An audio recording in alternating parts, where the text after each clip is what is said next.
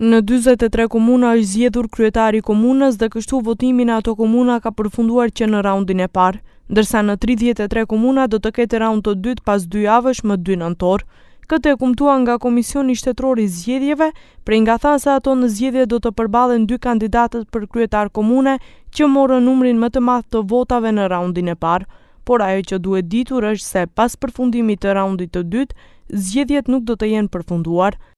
Në 4 komunat që nuk e patën ndaljen e nevojshme, pas 2 muajsh do të përsëritet i gjithë procesi zgjedhor. Поради тоа се повторува целата изборна постапка во рок од 60 дена од денот на објавувањето на конечните резултати на Државната изборна комисија. Тоа е општина Гостивар, излезноста е 33,31%, значи за многу малце. Општина Маврово и Ростуше со излезност 30,31%, општина Врапчиште со излезност 25,18% и општина Центар Жупа со излезност од 21,49%.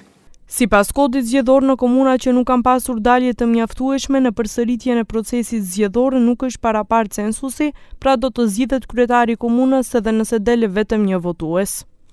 Zgjedhjet e përsëritura për komunën përkatëse mbahen brenda një afati jo më vonë se 60 ditë pas publikimit të rezultateve përfundimtare, meqrast nuk do të zbatohet kushti i parapar në nenin 132, paragrafi 1 të këtij kodi, që ka të bëjë me daljen prej 1/3 së numrit të përgjithshëm të votuesve të regjistruar në listën zgjedhore për komunën përkatëse.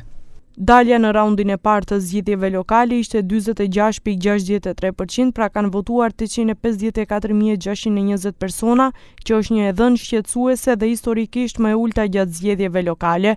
Këtë vit më shumë se gjysma e votuesve nuk kanë dalë për të votuar.